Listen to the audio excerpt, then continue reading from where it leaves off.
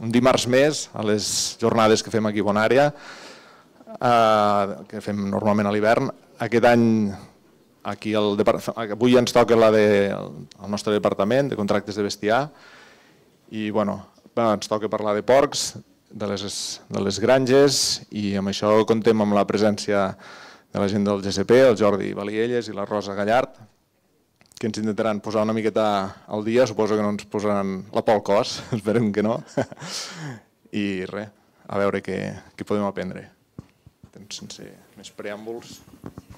No, home, fa el micro. Bona tarda, quasi bona nit a tothom. Como ha comentado al Ramón, bueno, primero lo que haré es cambiar a castellano porque creo que hay gente que mejor en castellano, supongo lo vais a entender mejor, y lo importante es que nos entendáis lo que vamos a decir hoy.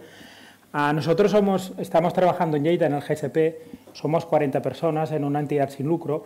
Probablemente a nosotros nos conocéis menos, pero la gente que estáis en granja, supongo conoceréis a Marina, a Inma, son las compañeras que vienen como mínimo una vez al año en Engordes Más a sangrar y hacer las encuestas, ¿no? La famosa encuesta de bioseguridad que estáis sufriendo a veces, pero bueno, es un tema importante.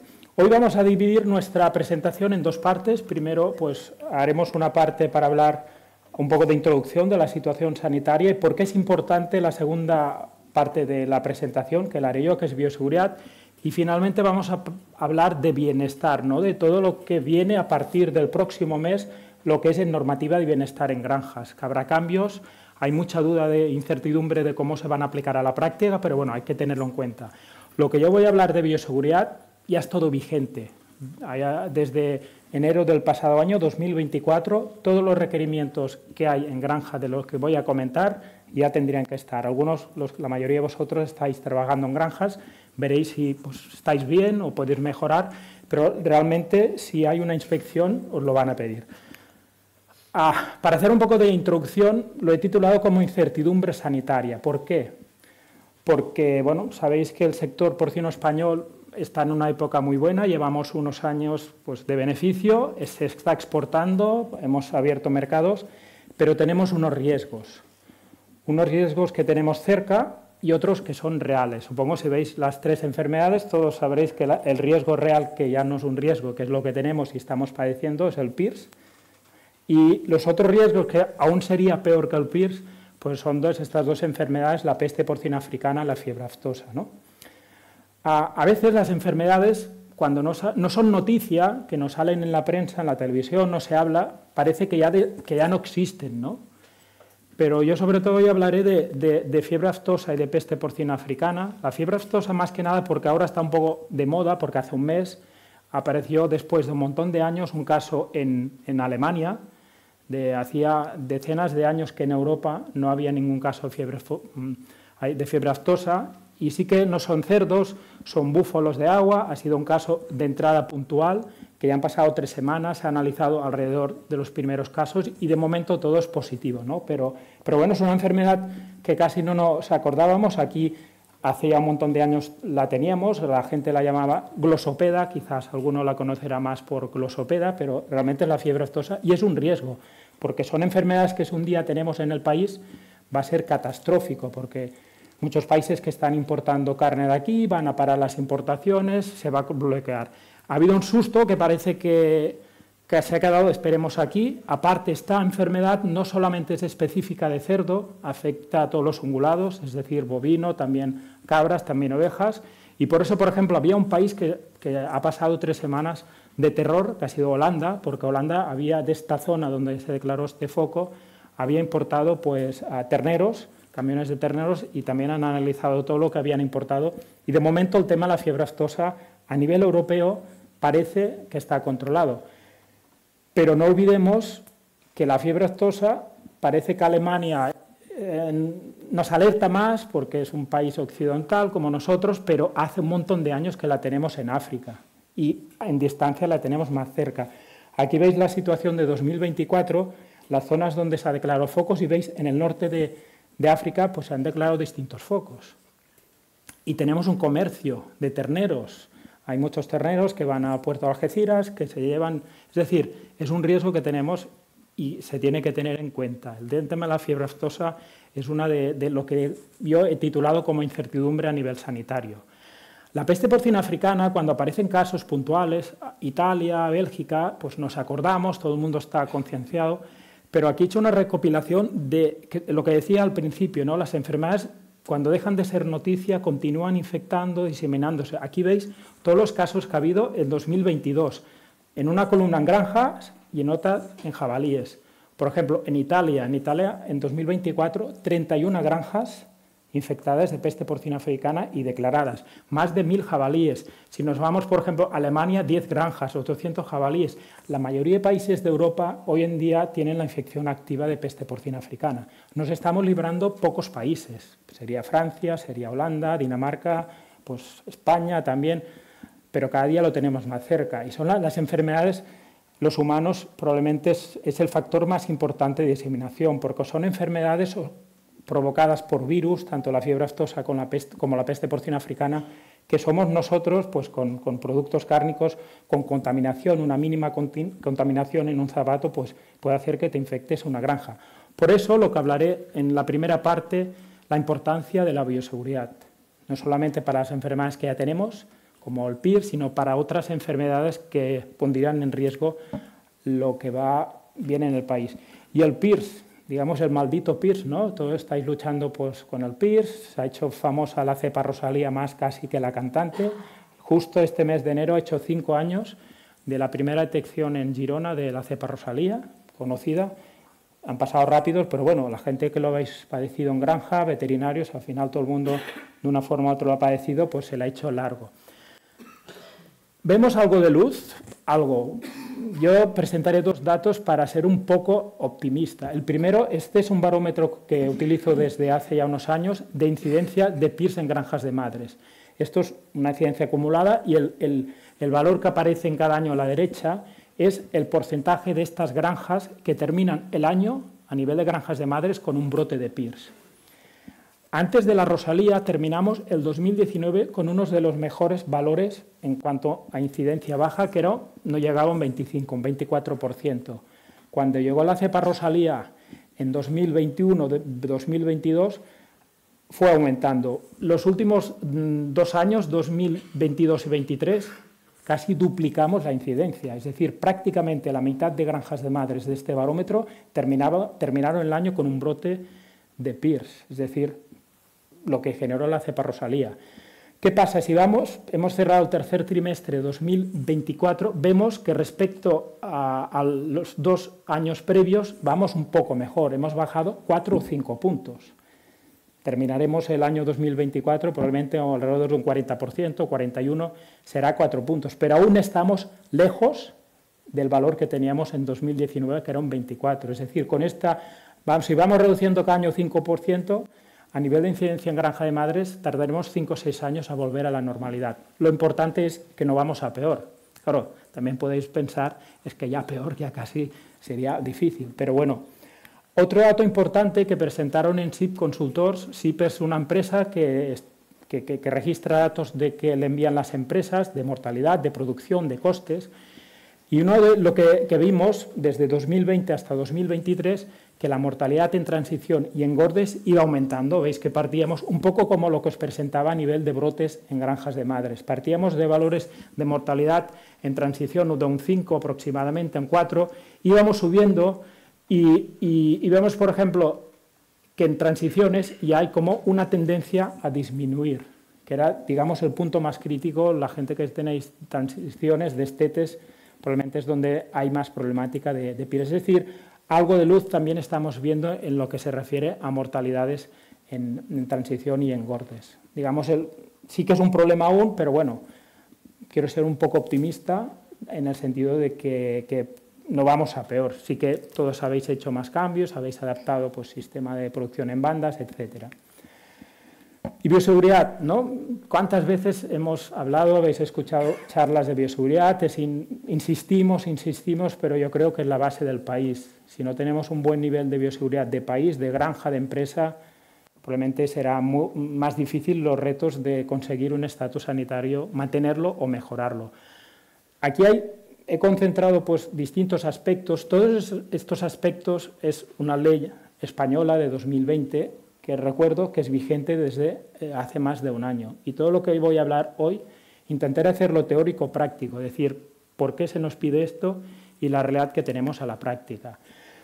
Recordad que en España pues, tenemos un gobierno central, unos gobiernos autonómicos, hay leyes que las marcan desde el gobierno central de Madrid. Estas leyes son de mínimos, es decir, hay unos requisitos y luego cada autonomía puede ser más estricta, ¿vale? Depende un poco de los riesgos, de temas políticos, de lo que sea. Normalmente Cataluña siempre es un poco más estricta de lo que marca Madrid. Siempre hay artículos que no, pero hay. En el tema bioseguridad, por ejemplo, yo creo que sí que es más estricta, pero está justificado. Es un país que recibimos muchas importaciones, que entran muchos cerdos a sacrificarse a mataderos de aquí y tenemos que ser mejores, sobre todo para evitar lo que os he comentado, la presencia de otras enfermedades. A nivel de cuarentena, los que tengáis granjas de madres, la ley dice que la cuarentena tiene que ser una nave, una granja independiente del resto. Yo os explicaré la ley, cada uno pensará, yo lo tengo, no lo tengo, pero es lo que tendría que ser. La misma granja, una nave independiente. Incluso dicen que las fosas no tendría que ser una separación común. Ya no valdría una corralina, un módulo, es decir, tendría que ser independiente. Tiene que durar 3 semanas, representa que la cuarentena es una palabra yo creo que tendríamos que cambiarla. ¿Por qué? Porque antes, cuando no había técnicas de diagnóstico, no había análisis, se tenía a las personas o animales 40 días aislados y miraban si enfermaban. Ahora la cuarentena es casi a veces una semana. Cuando tú ya has sangrado, ya has chequeado lo que sea y son libres de pies, termina la cuarentena. Luego hay el proceso de adaptación. Pero la ley pide un espacio mínimo de duración de 3 semanas de cuarentena. Pero sobre todo, en teoría, tiene que ser una nave independiente, ¿vale? Si la tienes en granja, puede ser una nave exterior, en el tema de centros de inseminación, por ejemplo, de cuarentenas. Pero esto es importante de tener en cuenta. Aún hoy en día, muchas enfermedades en granja de madres entran porque la cuarentena no está bien o porque no se exige al que vende o porque no se chequea, no se sangra para buscar enfermedades, pues como PIRS, como actinobacillus, etc. A nivel de vallado perimetral, todas las granjas tienen que tener un vallado. Esto yo creo que lo tenemos superado, ya costó lo suyo porque empezamos ya hace 7, 8 años, pues todas las granjas están valladas. ¿Y por qué las vallamos las granjas? ¿Sabéis cuál es el principal riesgo de no tener valla? O tener valla y dejar la puerta abierta. La puerta es una parte de la valla, tiene que estar cerrada. Estamos a veces demasiado acostumbrados a ir por caminos, carreteras y la puerta abierta. Es una parte del vallado. El principal motivo es para evitar la entrada al jabalí. El jabalí, tenemos jabalís por aquí, sí. La mayoría de zonas productoras de porcino en España, la cabaña de jabalís está aumentando. Los jabalís son portadores de un montón de enfermedades. Lausiewski, micoplasma, salmonela, brucelosis, y si acceden a una granja pueden infectar a los animales de granja. Por ejemplo, aquí no tenemos granjas en extensivos. Sabéis, por ejemplo, en Extremadura, que hay el tema de ibérico, pues allí tiene más problemática, porque una granja de ibérico, sobre todo cuando están en extensivos, están al campo, es muy difícil tener un vallado eficiente para que no haya contacto. Pues había algún problema de que los jabalíes han infectado granjas, pero aquí lo tenemos bien. Pero bueno, ha habido granjas que se han encontrado un jabalí dentro cuando hay la puerta abierta, un vallado, pero tened en cuenta que los jabalíes son portadores de muchas enfermedades y esto también otro aspecto que no irá ligado al vallado perimetral. ¿Hay cazadores aquí que vais a cazar? ¿No se atreve nadie o no hay cazadores? Pues bueno, pues mejor. También es un riesgo, ¿eh? El tema del contacto con la caza, la sangre pues lleva muchos virus y claro, tiene que haber, toda la gente que es cazador tiene que tener una ropa, un calzado totalmente independiente de la granja. Y también tendríamos que tener los perros de caza en instalaciones que no fuese la granja, porque pueden, bueno, un perro, hay un jabalí muerto, se llena de sangre, lo muerde, no sé qué, y la sangre está llena de virus. Pues esto lo tendríamos que tener en cuenta. Dentro del vallado perimetral, lo ideal sería que todas las actividades, digamos, de descarga se hiciesen desde fuera. No se exigen granjas antiguas, pero las que ya hace años, desde la normativa que se aplicó, ya se exige. Y sí que hay excepciones, lo que es la balsa de Purines, lo que es el estercolero y los contenedores pueden estar fuera del vallado, pero el resto tiene que estar todo dentro del vallado. Hablando de cadáveres, pues sabéis que hay distintos sistemas de recogida de cadáveres. El más habitual es el contenedor con el camión de recogida de cadáveres. El contenedor de cadáveres tiene que ser un cubo, una caja, lo que tenéis, pero que tiene que estar tapado y en buen estado de mantenimiento. Hay lo que yo considero más importante, lo veis en negrita, hay una parte que es no genera molestias a otras personas ajenas, ¿vale? Las leyes a veces no son muy específicas, porque ¿qué es generar molestias? Porque si cada uno le preguntamos para ti qué es generar una molestia, será distinto del otro. Por eso las leyes a veces no especifican demasiado cosas. Pero bueno, esto es un tema importante, que no genere molestias, pues que ha habido problemas de zonas, que si son zonas de paseo, pues que genera aromas que no le gusta a la gente y denuncia, etcétera. Pero bueno, es un tema a tener en cuenta. Hay otros sistemas, sobre todo más bioseguros, que evitan que venga el camión más a menudo, el tema de la hidrólisis. En Cataluña, por ejemplo, era una comunidad autónoma que era complicado o era muy largo el proceso de poder autorizarte una hidrólisis en tu granja. Ahora, pues la Administración tiene el compromiso, se les ha exigido que reduzcan el tiempo hasta conseguirlo. Parece que vamos a buen camino, pero, por ejemplo, en Aragón era cuestión casi de semanas tener un contenedor de hidrólisis a nivel de granja. Desinfección de vehículos. Esto es muy importante, pues hay granjas modernas que los vehículos no acceden a la granja porque pues los hilos están cerca del vallado, pues el muelle de carga también está al límite, que no acceden. Pero bueno, los vehículos es un punto muy importante, porque ya no solo los vehículos, también el chofer. Es decir, tenéis que evitar al máximo el contacto del vehículo que transporta, que viene a cargar cerdas de desvieje o que carga lechones, pues, o que te descarga reposición, lo que sea, evitar el contacto. Sobre todo es importante el tema de desinfección de vehículos cuando tú tienes una granja que el camión tiene que acceder en el recinto, ¿no? Que no pues son diseños antiguos. En este caso, pues se exige que haya algún sistema de desinfección. Personalmente, para mí el vado sanitario pues, no es un sistema de desinfección porque solo desinfectas neumáticos y los bajos del camión no, es para cumplir la normativa sí. Aparte, yo la mayoría de vados de desinfección ya los veo secos porque generaría que poner agua a menudo, poner desinfectante, es decir, tienes un vado, cumples la normativa, pero no es eficiente para desinfectar. Lo que es más eficiente para desinfectar cuando tiene que acceder un camión es un arco de desinfección. Pero sobre todo un arco de desinfección principalmente en U. Lo que es importante es desinfectar la parte baja del camión, porque es donde barro, donde puede haber materia orgánica, suciedad y contaminantes. La parte superior, que hay muchas granjas que habéis visto el arco pues, por la parte superior, yo creo que es menos importante. Hay sistemas automáticos, incluso sensores, que cuando pasa arranca y para. Yo creo que es un tema sobre todo importante en granjas que no todas las actividades se hacen desde fuera del recinto perimetral. Vestuarios, esto es la guerra que hemos tenido desde el GSP pues, con las encuestas, ¿no? Porque en Cataluña han hecho que sea una exigencia y si no tienes unos vestuarios adecuados pues no te dan el permiso de entrada o tienes pues, riesgo de algún expediente. Cosas importantes. Todos sabemos qué es un vestuario. A veces las compañeras del GSP nos dicen, aún tenemos que explicar qué es un vestuario. Un vestuario, pues, tiene que tener un lavabo para lavarte las manos, tiene que tener un váter, evidentemente, y una ducha. Esto es un vestuario. Y unas condiciones higiénicas.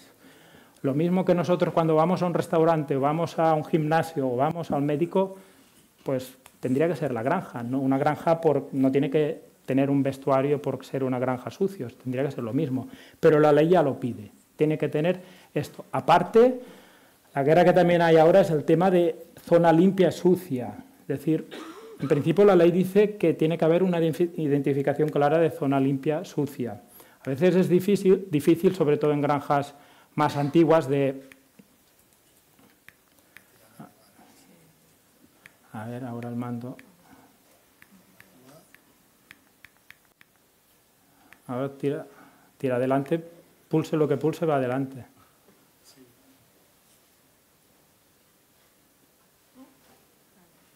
Vale, ahora sí, gracias. Pues lo de los que comentaba, tiene ahora una zona limpia sucia, porque si no hay una contaminación, cruce de contaminantes entre las dos zonas. Sí que en principio pues la administración fue muy exigente, ahora pues ya lo es menos, pero bueno, tienes que tener el vestuario, por aparte, un diseño adecuado. Es decir, entrar, quitarte la ropa, ducharte y tener la ropa al otro lado pues, de la granja y botas. Pero para todo el mundo, no solamente para las visitas, hay granjas de todo. Tenemos anécdotas de que hay granjas que pues, los veterinarios los obligan a cambiar de ropa, pues a veces ducha o no ducha, pero el propietario anchas Castilla. Pues los virus pueden entrar por cualquier persona que entre, o las enfermedades. Los virus no dicen como este es el propietario, pues no, o los mismos trabajadores. O cuando ya os habéis cambiado y lleváis las botas, estáis ya en zona limpia, de riesgo. Cuando vais a sacar los cadáveres o a hablar con el del purín, si vais afuera os tendríais que cambiar otra vez. Esto es importante, porque si no vais entrando enfermedades. La pena es que los virus y bacterias que generan enfermedades no los vemos, pero son microscópicos. Y hay pruebas de que se tiran unos polvos fluorescentes y se ve los errores que estás haciendo entrando y saliendo. Pues es un tema importante, por eso tiene que haber vestuarios y una buena separación. Los vehículos, las granjas no son parques zoológicos. La gente que va a las granjas es para trabajar y sobre todo pues hay granjas que continuamente hay visitas, no tienen evitar acceder coches, las visitas por ley tendrían que aparcar, estacionar fuera del recinto, tiene que habilitarse una zona de parking. Todo lo que digo, os recuerdo, es por ley. Si decís, hostia, esto no lo tengo, pues si tenéis una inspección, que es peor que las encuestas que hacemos en el GSP, pues se podría exigir estos temas. Otro tema es que la administración vaya a una velocidad más rápida o más lenta a exigirlo. Bueno, lo que os comentaba antes, las granjas que ya están estableciéndose por primera vez con registro, con autorizaciones nuevas, ya están cumpliendo lo que dice el último párrafo de que todas las actividades de carga de animales, de descarga de pienso, se tienen que hacer desde fuera del recinto. Pero sobre todo, y las personas que entran en una granja tienen que ser personas que tienen que ir allí a hacer algo, a trabajar, no de visita. A nadie se le ocurre ir a un matadero de entrar y salir, pues al final el matadero produce carne, pero la granja también, ¿qué estamos haciendo? Producir carne, al final es toda la cadena. Pues es un tema también a tener en cuenta. Las mallas de protección, esto yo creo que también tuvimos nuestra guerra, ¿no? Las telas de protección, las telas pajareras en ventanas, pues porque los pájaros llevan enfermedades, pueden llevar salmonela, disentería, también las telas, pues las protecciones, y hablamos de ventanas, pero son todas las aberturas. Hay granjas que encontramos que tienen la tela muy bien en ventanas, pero luego tienen el agujero del transportador del pienso, pues allí hay 20 centímetros de espacio que puede entrar ratones. Es todo, no tiene que haber aberturas. Sí que es difícil que una granja sea hermética, pero tampoco estemos ayudando a que entren. Las telas no solamente son para pájaros, también son para ratas y ratones.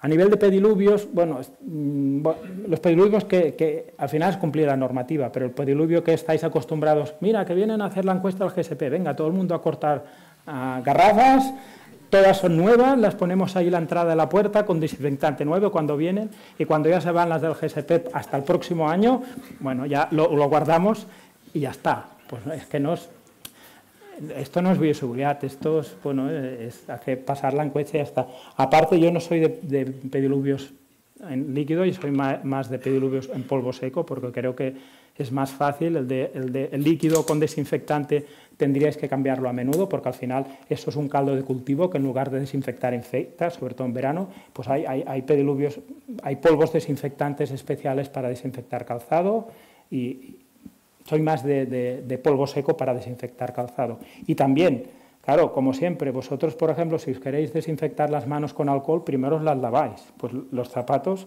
no tiene sentido poner en desinfectante un zapato, una bota que tiene 2 centímetros de suciedad incrustada. Se tendría que hacer un previo lavado. La desinfección siempre es eficiente si antes hemos lavado. Esto es un tema importante. Por ejemplo, yo los pediluvios para pasar el expediente, porque son no sé si 1 o 2 puntos de la encuesta, pues mira, está muy bien, pero bueno, para ser eficientes, o un cambio de botas, o lo que os comento, pues con cal o con lo que sea, para poder desinfectar de forma eficiente. El semen, esto lo pasaré rápido, esto yo creo que se mejora bastante en el sentido que las granjas que compran semen, la mayoría en España de centros, yo diría casi la totalidad están registrados. El PIRS no es una enfermedad de control oficial. Cuando se dice control oficial, de exigencias. Vosotros podéis comprar lechones, cerditas de reposición positivas a PIRS. No hay ninguna ley que lo prohíba. Ojalá o no, porque igual tendríamos que cerrar la mitad o más de granjas porque no encontraríamos cerditas libres de PIRS. Pero en centros de inseminación sí. Los centros tienen que ser negativos. Desde 2000, hace años, creo que es 2020, hace 5 años, por un reglamento europeo. En toda Europa los centros tienen que ser negativos. Y los que se positivizan, la ley obliga a sacrificarlos. Y las cuarentenas lo mismo. A nivel de enfermerías, este tema también lo va a tratar Rosa con el tema del bienestar por la adaptación del próximo mes, porque como es un 2,5% de la capacidad, no hago un spoiler, pero ya lo dirá Rosa, si esta capacidad está incluida dentro de lo que habéis registrado o si es un extra. Pero bueno, lo exige la norma también a nivel de bioseguridad. Pues, ¿por qué en bioseguridad? Porque si tenemos animales enfermos, para evitar que infecten al resto de las mismas corralinas, pues te obligan a separarlos, ¿no? Esto es más un tema de bioseguridad interna. El agua, pues no te obligan a suministrar agua a los cerdos de red pública. Tú puedes utilizarla de pozos, de canales, de donde sea, pero en este caso te obligan a higienizar. Es obligatorio tratar el agua de forma eficiente. Otro tema que vemos en las encuestas, que como aquí en Cataluña, si tú haces analíticas de agua te dan 2 puntos, la analítica, como decía los pedilubis, no solamente es para que te den los puntos, la analítica también es para que tú hagas algo. Es decir, si tú tienes una analítica, a veces nos pasa, sale todo mal, hay coliformes, ¿has hecho nada? No.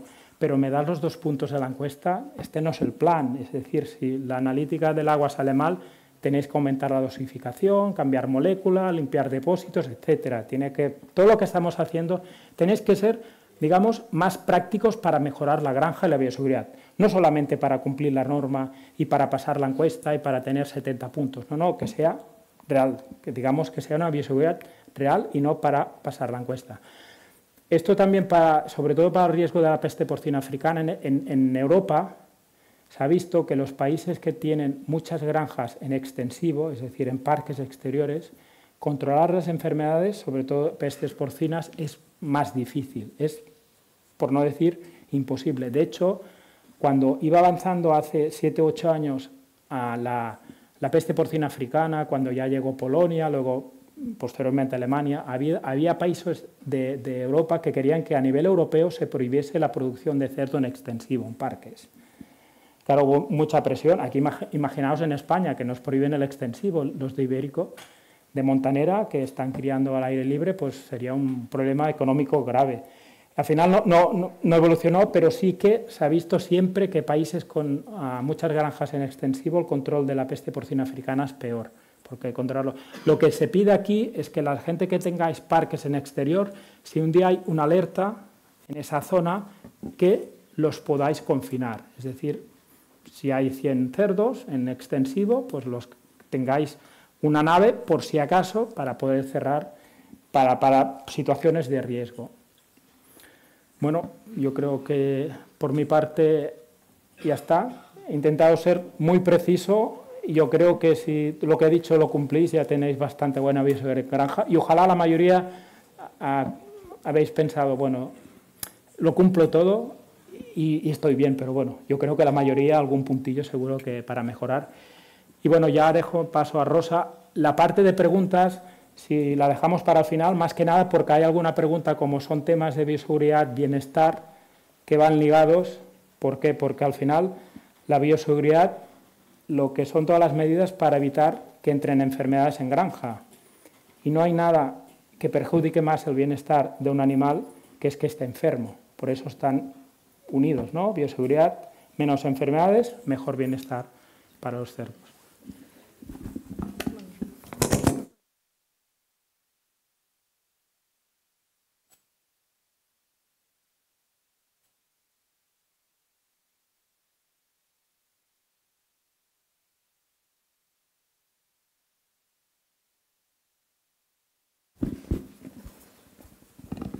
A ver si sabemos pasar.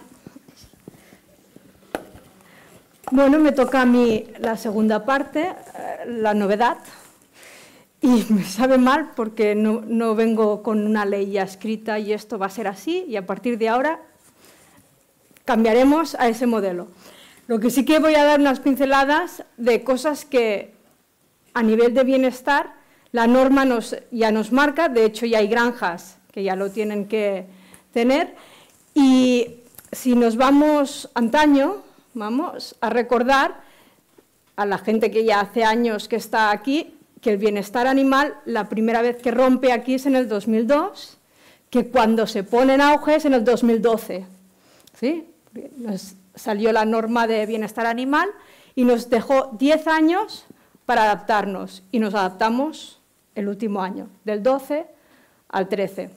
Y es cuando se presentaron todos los proyectos de adecuación de bienestar. Esta vez nos han dado menos tiempo, ¿vale? Nos han dado 3 años y ya los tenemos aquí.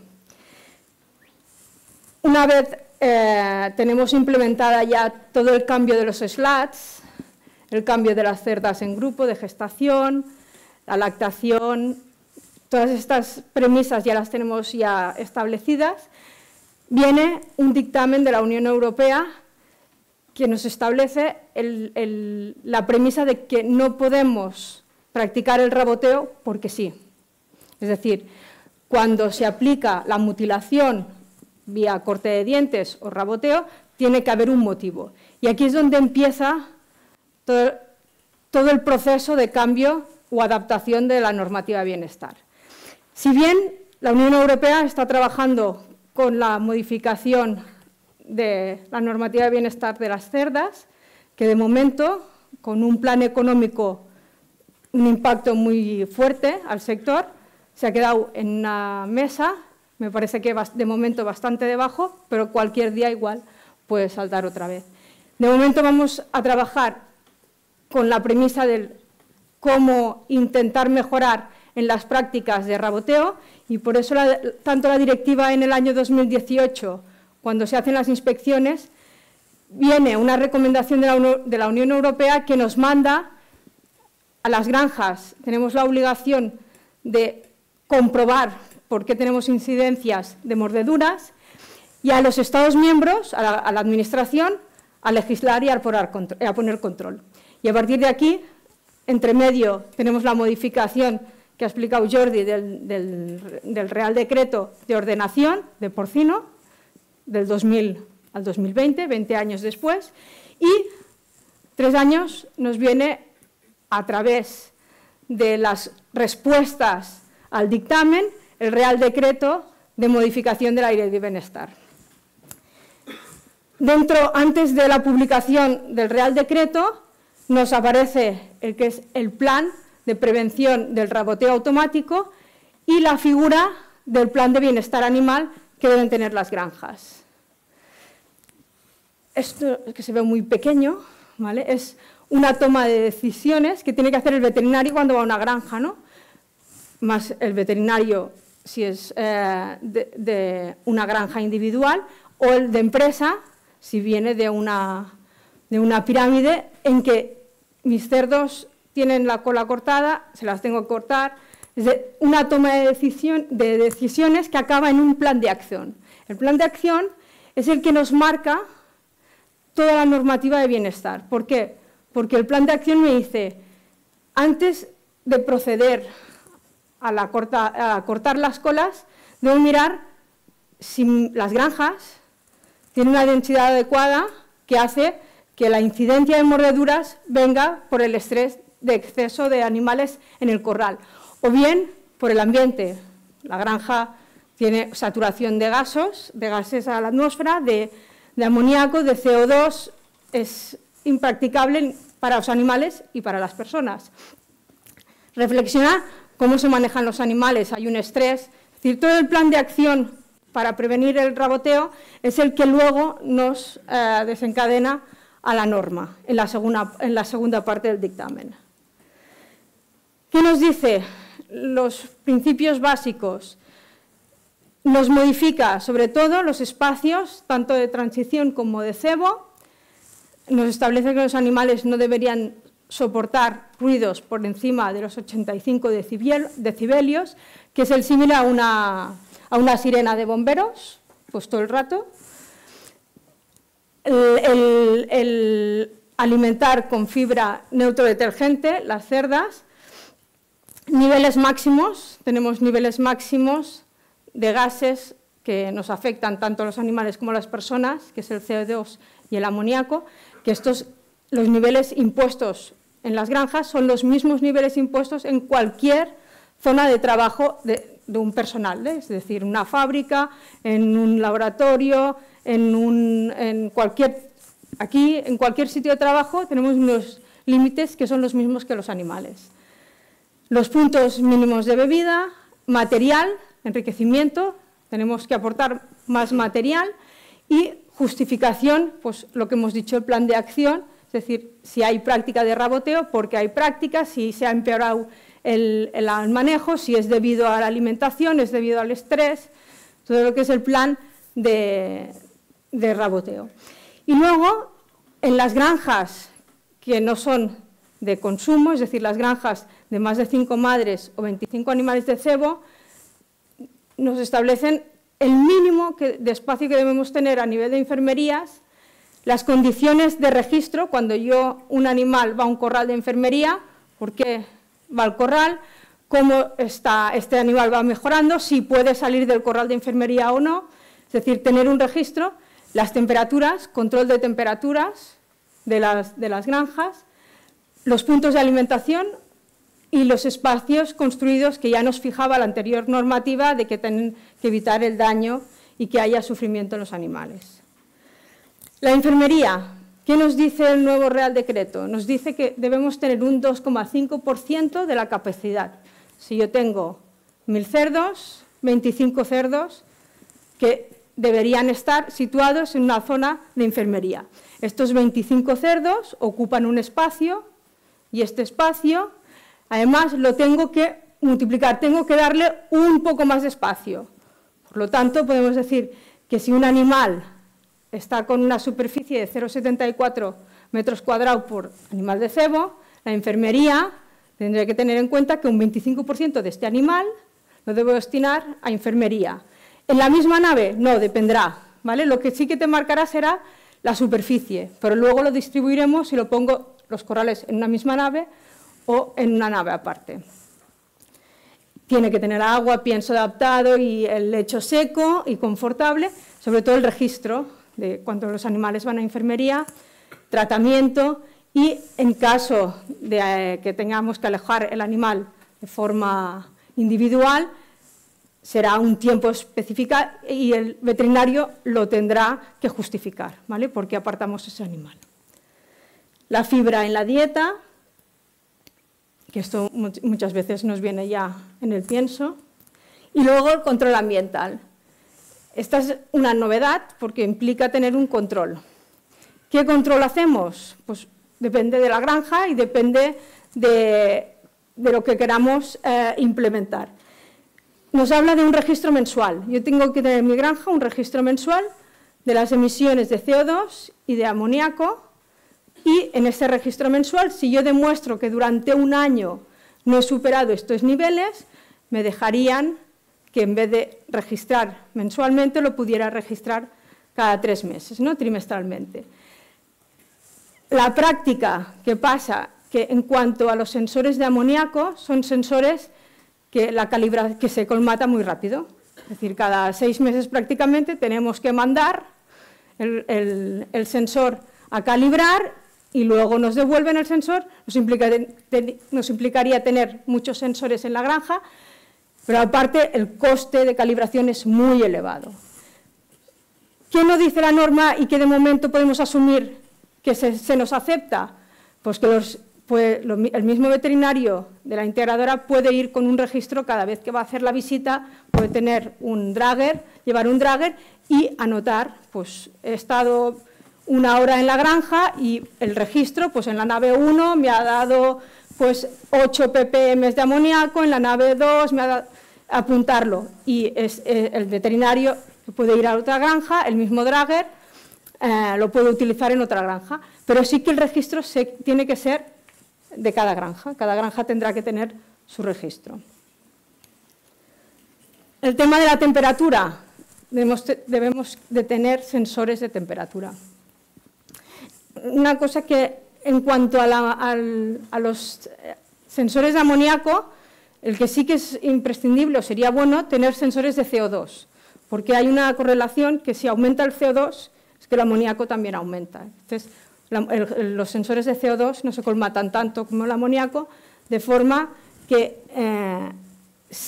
podemos tener una tendencia, ¿no? Si vamos a valores de 2500, es que el ambiente seguramente no es bueno. En cuanto a la temperatura, registros de la temperatura, muchos sistemas de apertura automática de ventanas va con registro de temperatura, con sensor de temperatura. Pues en este caso tendremos que tener un control de cómo está la temperatura de nuestras instalaciones y las granjas tendrán que disponer de sistemas de ventilación adecuados, que aquí se verá con el sensor de CO2, ¿vale? Temperaturas muy elevadas y poca ventilación, el sensor de CO2 nos va a dar valores muy altos. Y esto, en cuanto al amoníaco, cualquier inspección que se haga en enero o febrero, seguramente que tendrá valores mucho más altos que si lo hacemos en marzo o abril. ¿Por qué? Por el tema de la ventilación. En cuanto al material de enriquecimiento, nos dice que tenemos que tener acceso a material de enriquecimiento en todas las fases productivas, desde el lechón, madre, el cebo, el precebo, todas las fases productivas. Que haya un interés continuo, por lo tanto debemos renovar ese material, no nos vale solo con la cuerda y debe tener cantidad suficiente, que sea seguro, que sea explotable, que sea masticable, accesible. Es decir, va un paso más a lo que nos establecía la anterior normativa. Y limpios y higiénicos, pues evidentemente las cuerdas que ya están, que ya no se ven casi la cuerda, pues se tendrá que cambiar. En cuanto a la alimentación, nos dice que tenemos que tener un punto de alimentación cada 20 cerdos, es decir, un punto de alimentación, un corral de 3×3, ¿vale? Ya es lo que tenemos. O 5 si son lechones destetados a menos de 20 kilos. Comederos lineales nos establece las dimensiones, pues 18 si son de menos de 25 kilos, si son de más de 50 kilos tenemos que tener un trozo más de comedero y si son ya hacia los 100 kilos, pues 30 centímetros. En cuanto al agua, tenemos que tener acceso permanente al agua a partir de las 2 semanas de vida, es decir, debemos tener un sistema para el lechón en la sala de parito, en la paridera. Un punto de agua cada 12 cerdos. ¿Sí? Luego, si la alimentación es en fase líquida, podríamos reducir, ¿sí?, a la mitad. Los lechones no destetados, un punto de agua por camada. Y el agua, tal como ha dicho Jordi, es agua limpia, de calidad y con registros y comprobando que los registros salen correctamente. Y en cuanto a los bebederos compartidos, debemos tener, es decir, porque esto es una de las dudas que están surgiendo en las inspecciones, si cuando yo acciono el bebedero, la parte de la boya, la acciono, sale agua y otro cerdo puede a la misma vez poder beber, se entiende que ese comedero, ese bebedero tendría 2 puntos. ¿Sí? Si lo hacemos en lechones, estos que tienen los bebederos largos que tienen 4 particiones y solo tienen dos salidas, ¿vale?, 2 chupetes, si yo cuando se acciona un chupete, se bajan los 2 y se me rellena todo el bebedero, podemos contar 4 puntos. De momento es lo que están haciendo las inspecciones, nos están diciendo desde las oficinas comarcales que lo están considerando así. A más inspecciones nos irán marcando más restricciones. Y en cuanto a la parte más conflictiva, como en el año 2000 había el cambio de las cerdas en parques, que hacía que teníamos que aumentar la superficie libre por cerda, ahora nos toca en la parte de transición y cebo, que es donde más nos afecta este Real Decreto. Pasando del anterior de 0,65 en cerdos de 85 a 110 kilos a 0,74 en el nuevo decreto, en el nuevo Real Decreto, y a más de 110 nos iríamos a 1 metro cuadrado. Esto lo tenemos que tener en cuenta porque ahora va a haber revolución con el tema de la superficie y a la vez se están comunicando pesos que van por encima de los 110. ¿Vale? Que a veces puede ser que durante este próximo año, año y medio, nos focalicemos en el 0,74 si reducimos y luego nos vengan, es que estamos comunicando pesos a más de 110. En cuanto a la normativa de bienestar, se aplica a toda granja nueva desde el marzo del 23, cuando salió el decreto, a toda granja nueva. Cualquier cambio, nave que se ha hecho nueva, ya se le ha aplicado 0,74 metros cuadrados por cerdo de cebo, o 0,24 en transiciones. Lo que nos viene de sopetón ahora es el 9 de marzo del 25, que es estos 3 años que teníamos de adaptación, bueno, estos 2 años que teníamos de adaptación para regular nuestras explotaciones. ¿Qué se hizo? Desde el sector, a principios del 2024, se hizo un estudio sobre la posible pérdida de plazas que había, es decir, tenemos una estructura de matanza y el hecho de que perdemos plazas de la estructura de matanza, ¿no? Pues se hizo un estudio de cómo podía afectar a nivel de plazas esta pérdida de capacidad de cebos. Se hicieron 3 escenarios. El primero era estudiar el 3×3, ¿vale? Yo 3×3, 9, le resto la superficie del comedero y del bebedero y el espacio lo dividía por 0,74 y los animales. El segundo escenario fue evaluando, en vez de contar 3×3, yo decía, yo tengo una superficie de 9 metros cuadrados, tengo 60 corrales, esto me da una superficie total y aquí le descuento todos los comederos que tengo y cuánto me supone esta pérdida de reducción de capacidad. Y el escenario 3 era asumiendo que cuando el animal va a comer o cuando el animal va a beber, como ocupa el espacio del comedero, pues se entiende que no hacía falta descontar ninguna capacidad de lo que era el bebedero y el comedero.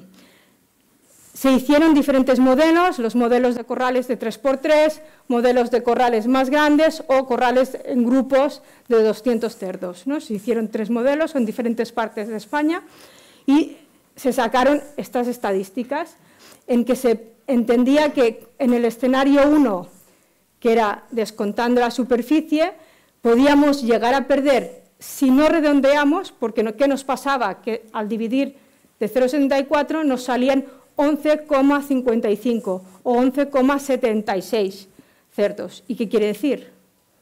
¿Son 12 o son 11? Pues si vamos a evaluarlo sin redondeo, veíamos que la pérdida de plazas eran de casi 8 millones de plazas, asignando más o menos un ciclo de 2,3 por plazas de cebo.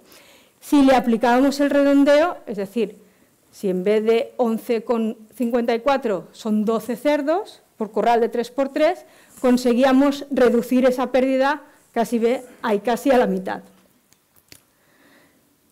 De aquí se estableció también una propuesta del sector de decir, bueno, pues si nosotros establecemos medidas a nuestras instalaciones, reducimos un 10% el 0,74 y pasamos a 0,68 o del 0,24 en lechones pasamos al 0,22. Esto se desestimó, es decir, la propuesta general se desestimó. Se propuso la derogación. No alcanzamos el nivel, no podemos, tenemos un informe de impacto social y económico que nos está diciendo que vamos a tener una pérdida tanto de animales como de los animales que van a llegar a matadero, es decir, de capacidad de matanza, no estamos preparados ahora, y además la normativa europea tampoco nos está exigiendo un cambio, ¿no? Tenemos la normativa a nivel de madres parada, pues se propuso la derogación, no se acepta la derogación. Entonces, ¿qué hacemos? Y esto aquí he puesto el disco de Rafael Alcarrá de rumores, porque no está aprobado ni está firmado nada. Entonces, no podemos decir que esto va a misa, ¿vale? ¿En qué se ha trabajado? Se ha trabajado en el redondeo para arriba.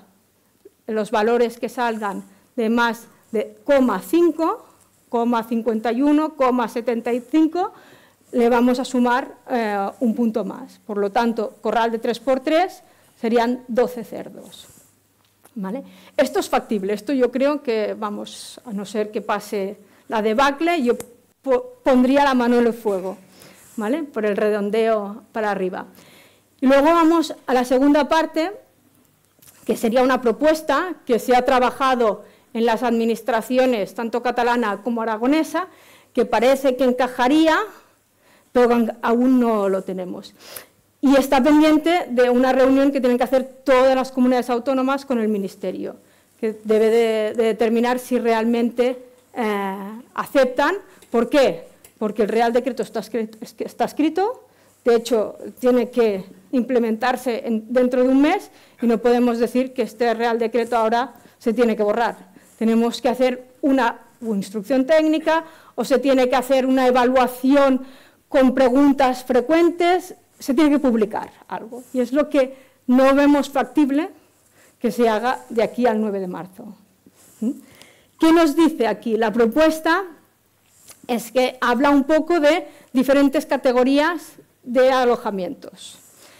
Y tampoco quiero especificarlo mucho porque no está definido del todo, pero hablaría que no se practique el raboteo, igual podría mantener el 0,65. Deberá establecer medidas para que no haya incidencias de raboteo. En el caso de que se utilice la práctica de raboteo, con su plan igual de control de práctica de raboteo, se propone que se podría reducir a 0,68, que era la propuesta que hizo el sector, y en esta propuesta, o al 0,22, habría unos requisitos. Es decir, no sería para todo el mundo, sino para algunos alojamientos. ¿Qué alojamientos? Pues alojamientos que pudieran cumplir 2 o 3 condiciones en que se mejora el ambiente, por lo tanto entendemos que podemos bajar ese 10% con respecto al 0,74, que sería mayor cantidad de material manipulable, es decir, que haya pues, paja y pelotas, mejor material, control automatizado de temperatura y ventilación, accionamiento de ventilación con control y refrigeración, control automatizado de gases o de CO2 o de amoníaco.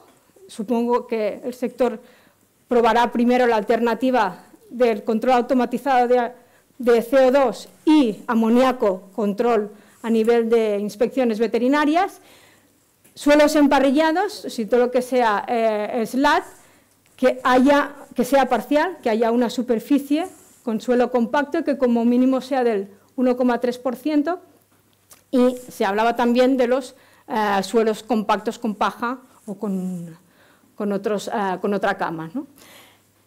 Y en cuanto a lo de no viables, simplemente por eso, el 9 de marzo está aquí, esto tenemos que ver qué deciden las comunidades autónomas, son 17, hay 5 que tienen más toma de decisión, 2 que parece ser que podrían estar de acuerdo, pero hay otras 4 que pueden poner sus objeciones. Por lo tanto, dependemos de esta reunión previa para saber si esto al final se acabará ejecutando. En cuanto a notas, y esto sí que es una cosa que va a pasar el 9 de marzo, yo tengo que entrar justo el 10 de marzo. He limpiado la granja y el 10 de marzo tengo que hacer la guía. ¿Cómo haré la guía? Pues yo tendré que hacer una guía para una capacidad de los animales que tengo en granja a 0,74 metros cuadrados por cerdo. Por lo tanto, de menos animales de los que tendría. ¿Qué pasa si no lo hago? Pues dependerá de todas las oficinas comarcales.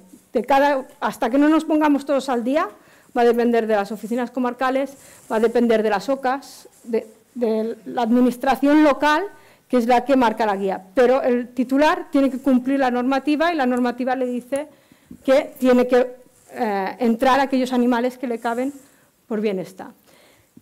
Se dice que en caso de que se apruebe la evaluación de diferentes categorías de alojamientos, tendrá que haber un certificado de un veterinario, de un ingeniero agrónomo o del responsable que haya en granja, con una declaración del titular que no entra más animales o que cumple todos los requisitos que marca la opción de categorías de alojamiento. La otra cosa es, yo puedo entrar la primera cría en marzo, menos animales, es decir, bajar a 0,74 y pensar si hago una ampliación de superficie. A nivel de legislación local y urbanística, hay el decreto de urbanismo en Cataluña o las normas a nivel de Aragón, nos marcan que si tenemos que adaptar nuestras edificaciones por normativas de bienestar, pues que podemos optar. ¿Qué pasará? El tema de distancias. Impecable cuando yo haga una adaptación, es decir, yo tengo 1000 plazas y quiero seguir entrando a las 1000 plazas, tengo que hacer una nave 25% más larga, ¿no? O más ancha. Pues si yo solo quiero cumplimentar, será una cosa a nivel de distancias, pero si yo aprovecho y ya que tengo las 1000 plazas, tengo que ampliar nave, amplío 50 metros más y luego pongo 1000 más o 500 más. Pues estas plazas son las que nos pueden depender de lo que podamos hacer o no. ¿Por qué? Porque ya no es una adaptación al bienestar, sino es una ampliación de la capacidad. Eso sí, a nivel de, hasta que no tengamos claro si vamos a modificar las instalaciones, si vamos a aprovechar la ampliación para hacer 100 plazas más. Y teniendo en cuenta que nos viene un cambio de normativa a nivel ambiental, que ya está publicada, pero necesita un par de años de adaptación, en que se amplían todas las granjas que son declaradas autorización ambiental, lo que es importante es no cambiar ningún permiso. Yo voy al registro de agricultura, voy a entrar menos animales, tendré menos animales como censo. A nivel de declaración anual de nitrógeno se reducirá la producción de nitrógeno. A nivel de balance se quedará declarado, o ECOGAN queda declarado esa reducción de excreción de nitrógeno, pero el permiso ambiental seguirá siendo el que tengo. ¿Por qué? Porque hasta que no lo tengamos claro, si podemos adaptar nuestras instalaciones para pasar de 0,74 a un posible o hipotético 0,68, no hace falta cambiar permisos. Sabemos que si bajamos el permiso, volverlo a subir será un problema. Por lo tanto, el tema de permisos ambientales, hasta que no lo tengamos claro, los tenemos que reservar. Y yo creo que no había nada más. Aquí es un poco el resumen de todo.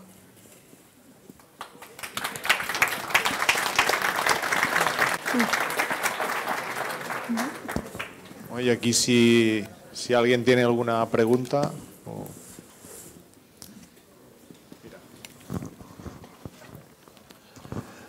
Para Jordi, el tema del PIRS en Europa y en el resto de España, ¿cómo lo tienen o cómo lo tenemos? Vaya.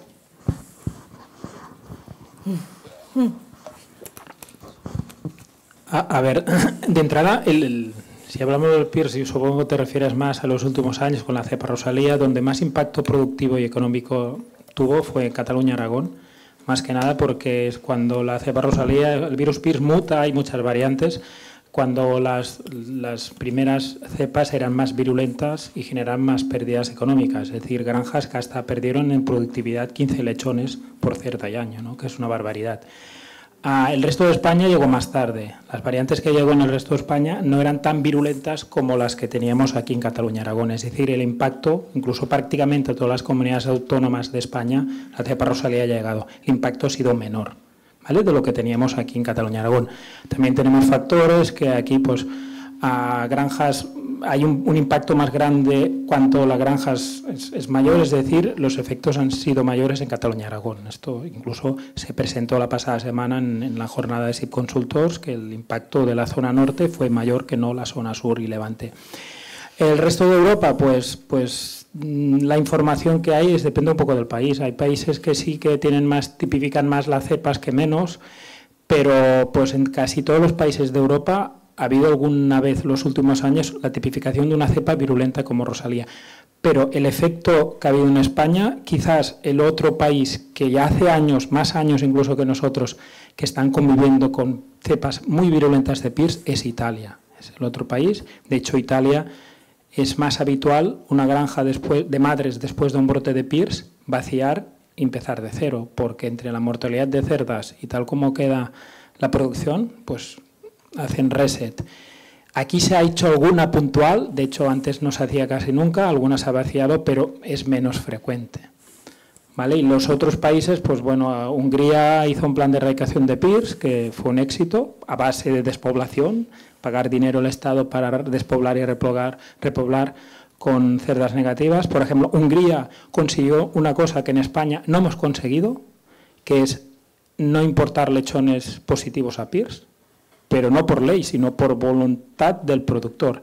En España, por los datos que tenemos, cada 4 partidas de lechones que vienen en España, de Holanda y Dinamarca, 3 son positivas con el riesgo de cepas nuevas. Esto es un punto crítico que tenemos porque la cepa Rosalía, quien no lo sabe, vino de Italia probablemente con una importación de lechones. Es decir, es un riesgo que tenemos. En Holanda, pues la mayoría de cepas que hay son menos virulentas, los efectos negativos son menores, y Dinamarca hace un par de años empezaron un plan de reducción de PIRS, que lo estamos notando en España porque los daneses están exportando los lechones positivos de PIRS y virémicos a otros países, y bueno, gran parte de estos lechones de Dinamarca que venden para intentar reducir la presencia de PIRS los estamos importando en España. Antes lo he dicho, a nivel de berracos y centros sí que es obligatorio que lo que entres y lo que tú mantengas allí sea libre de PIRS, pero a nivel de lechones híbridas depende de 2 cosas, de que uno venda cerdas o lechones infectados de PIRS y el que los compra lo quiera o lo asuma. No sé si he hecho un resumen de lo que pasa en Europa, pero sobre todo los 2 países donde más tipificado está el efecto negativo económico son Italia y España. ¿Más preguntes? Sí, moltes exigències amb això de les dutxes, i resulta que quan veniu vosaltres m'he de desbarallar cada dia perquè es dutxen i encara voldria veure si ho fem. Bueno, a veure què és això. A veure, jo contestaré primer la segona pregunta. Veure-ho és difícil perquè també hi ha una cosa que és intimitat. Però jo dic una cosa, perdón, al final cuando una persona viene en tu granja, antes no lo he comentado, pero hay unas instrucciones de bioseguridad, hay un protocolo. El que tiene que exigir que se duche con unas condiciones adecuadas. Tampoco, a veces, hay granjas que vamos que nos obligan o quieren hacernos duchar en duchas con cucarachas, arañas, un estado higiénico pésimo. Primero, tenemos que tener buenas condiciones. Pero tú estás en tu granja, tú tienes tus normas. Si una persona, tú tienes las normas de que entre y se duche y esa persona no quiere hacerlo, tú tienes el derecho de negar la entrada, porque son tus normes. Sí, però així. Un em va dir un dia, diu, l'has fet molt bé, està molt bé, quan marxarem ja em dutxarem. Dic, com marxaràs? Poder que et dutxes abans d'entrar? Pues tú lo puedes obligar. Es tu patrimonio, porque si esa persona te lleva una enfermedad, la que se va a quedar a enfermedad allí sea... Això sou vosaltres, No, pero ni que sea yo, tú estás en tu granja. Si la gente no se ducha es porque o no se obligan o porque las condiciones no son las adecuadas, pero tú puedes obligar a la gente a cambiarse, a ducharse. Mira, així és això.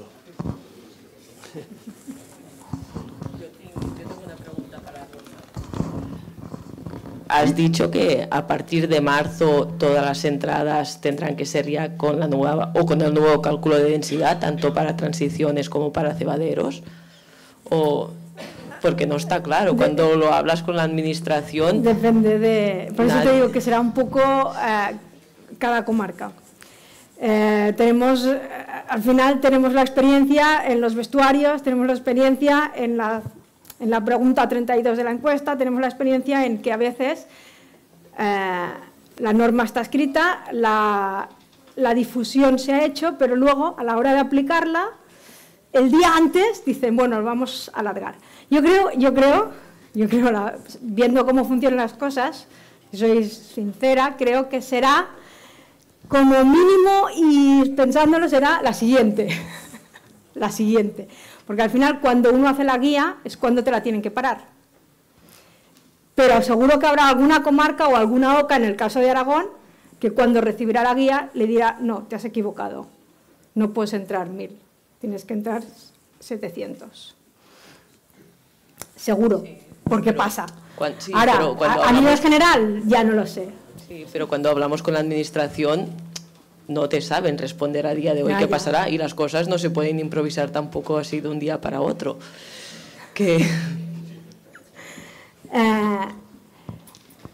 Nos han dicho que hay una reunión a mediados de febrero, igual las preguntas llegan allí con el plan, todas las comunidades dicen ok, y el día siguiente el Ministerio publica las preguntas frecuentes y dice cómo se... Lo dudo, pero igual sí, igual se llega, porque hace tiempo, pero las cosas van despacio, van despacio. Como he dicho antes, del 2002 al 2012 pasaron 10 años. Y en el 2013, y en el 14 y en el 15 había las slats sin cambiar, ¿vale? Que entraban animales. A partir de aquí, cada cual. A ver, la verdad, si nos miramos los balances de las granjas, ha habido menos censo a nivel general. O sea, hay menos censo, y hay granjas que de por sí le entran menos, y hay granjas que van a pesos más altos y ya dicen, bueno, pues no. Lo que sí que esto ya me lo han dicho diferentes, o lo he oído bastantes veces, es el tema del 2,5. ¿Podemos entrar un 2,5 más? No. ¿Vale? No. A nivel legal, no. Luego... No, porque tampoco no tenían muy claro si contaría como espacio útil el espacio de Tolba, al menos aquí en Cataluña, que la última vez tampoco no lo tenían o no se habían puesto de acuerdo. Bueno, la última vez que esta mañana que he hablado con Miguel Ángel Higuera, me ha dicho que esto ya estaba, que sí que no, las tolvas no contaban, que esto era una cosa que tenían clara. Porque de hecho cuando se hizo el informe desde el Ministerio nos dijeron que esto no podíamos rascar por aquí. Pero ya te digo, rumores.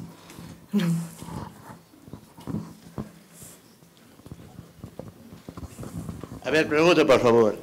Yo quiero ampliar la granja para no perder plazas y por el tema de las distancias no me lo autorizan. ¿Qué tengo que hacer? Pues esto es una de las batallas que ya se ha puesto encima de la mesa. Se ha puesto encima de la mesa y se ha dicho sobre todo en Cataluña y Aragón.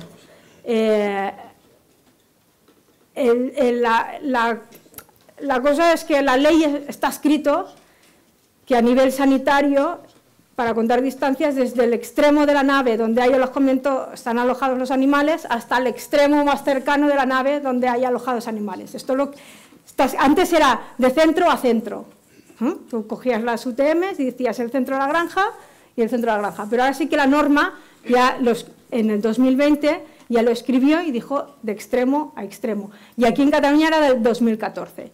Entonces, de momento, a nivel de administración, con las reuniones que se ha ido y todo, nadie se ha pronunciado en eso. Lo que sí que cualquier proyecto y a nivel de ingeniería que solo sea adaptación de bienestar, que quede bien claro.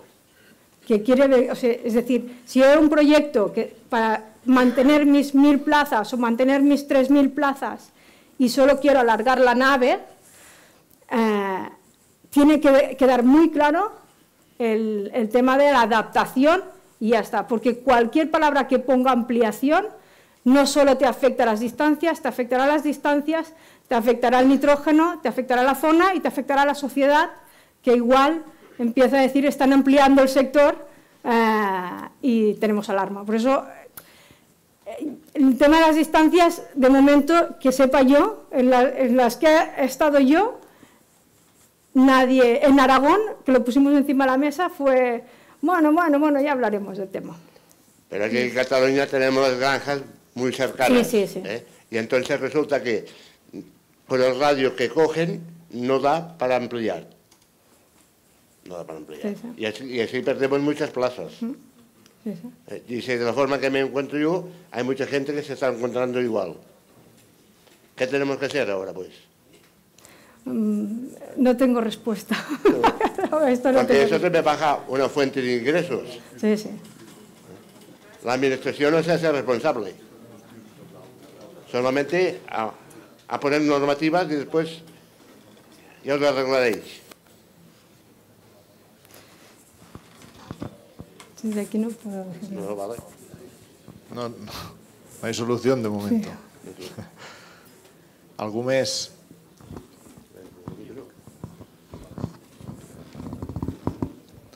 Jo només una cosa, Jordi, una pregunta, a lo mejor et poso un... Però he leído, si no lo he leído mal, que la fiebre aftosa en Alemania automáticamente, ni que haya salido en una búfala, ha cerrado las exportaciones de porcino automáticamente. O sea, podría pasar aquí que hay un movimiento importante, si saliesen terneros, hay un movimiento importante de terneros a nivel europeo. Sí que has dicho para Holanda, pero para España, al bestia. Pasaría aquí, entiendo. ¿Y cuánto tiempo tardaría a volver a estar libre España si se controlara? Que no, o sea, solo salir en terneros, ¿eh? No sé si es un año, medio, no sé si depende de los casos, no sé si...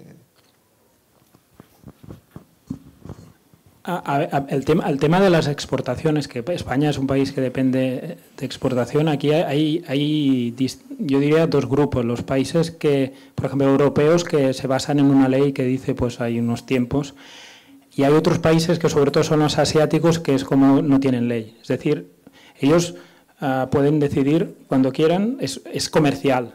No se basan en leyes europeas. Pues si hay países, por ejemplo, lo que se habla es regionalizar, ¿no? Si tenemos un caso en Cataluña o en donde sea, en La Rioja, pues esa comunidad autónoma está regionalizada y no se exporta. Esto dependerá del país que compre. Y los asiáticos van así. Pues me acuerdo con lo de Alemania, me parece que fue Corea el primer país que decidió no importar nada de Alemania. Este es un paso.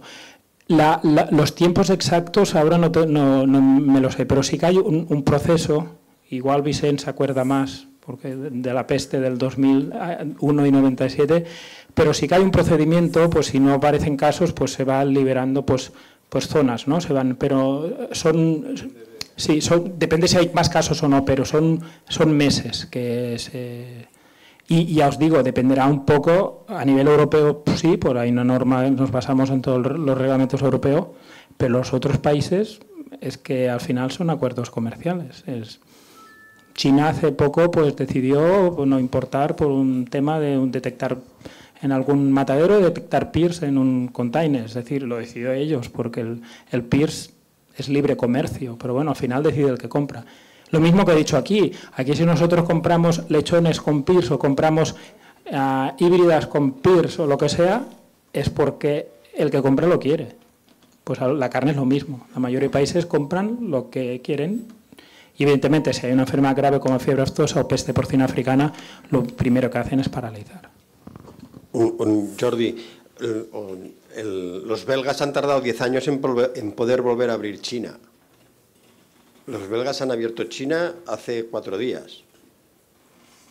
Esto, como son acuerdos bilaterales entre el país expendedor y el comprador, se van modificando los acuerdos y también juegan con el tema político que ha dicho Jordi. Pues ahora no nos interesa que venga carne para que suba más el precio de nuestros cerdos. O esta semana me parece que los mexicanos han dicho que los españoles teníamos mataderos sucios. Pues con esta excusa que habían salpicado los techos. Pues bueno, el que compra decide. Pero en el ejemplo de Bélgica y China, 10 años han estado. Y una experiencia que sí que ha sido muy negativa, que se detectó cuando pasó la peste en Bélgica, es que los chinos retornaron todos los contenedores que estaban en tránsito, o sea que habían salido 2 meses antes de Bélgica. O sea que ahora ya sabemos que el día 0 será 60 días antes. Estas son experiencias que no lo ves hasta que no le pasa al vecino. No, lo digo porque es un sector dependiente de la exportación y a veces no somos conscientes de lo que puede pasar de un día por otro. Nada. ¿Alguna pregunta más? ¿No? Pues res. Ah, mira.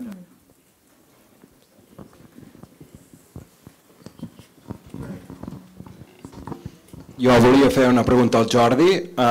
Tema vacunació de truges de PIRS. Hi ha veterinaris que et diuen fer vacuna viva, hi ha veterinaris que diuen fer viva morta. Conec algú que fa morta. No sé què és el que va millor o què pot funcionar més bé. Gràcies. Yo lo que haré es un paralelismo. Por ejemplo, si hablamos de vacunación de circovirus, todo el mundo tiene claro que tiene que vacunar a los destetes. Si hablamos de vacunación de Augeski, todo el mundo, pues cuando erradicamos Augeski en sábana con viva. Cuando en una enfermedad como el PIRS hay tantos programas vacunales distintos, es que la realidad es que los veterinarios no tenemos claro y no sabemos cuál es el mejor programa vacunal. A priori, si hablamos y nos basamos en lo que dice la ciencia, o hay más pruebas que dice que son más eficientes, pero nunca...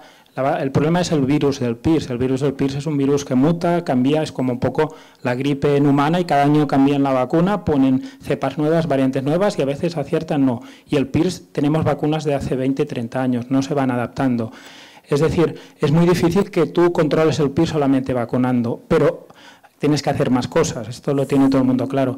Pero a nivel científico, normalmente hay más información de que funcionan mejores las vacunas vivas que las inactivadas en general. Y combinar, evidentemente, pues lo que beneficien las inactivadas, si tú combinas una viva con una inactivada, tendrás sus efectos positivos de las dos. Pero si a mí me dices escoger entre una y otra, escogería las vivas. Sí, suelo hacer viva o combinar con una inactivada. Pero sobre todo, para controlar la enfermedad del PIRS, la vacuna es una herramienta que suma y no resta, pero tiene que ir acompañada de muchas otras cosas. El problema que tenemos es que nos hemos acostumbrado a enfermedades como circovirus, Augeski, Mycoplasma, que solo vacunando, sin cambiar agujas, sin bioseguridad interna, funciona. ¿Por qué? Porque la vacuna, porque el virus le ayuda a hacer una buena vacuna, lo permite, pero el PIRS tenemos que vacunar y hacer más cosas, sobre todo.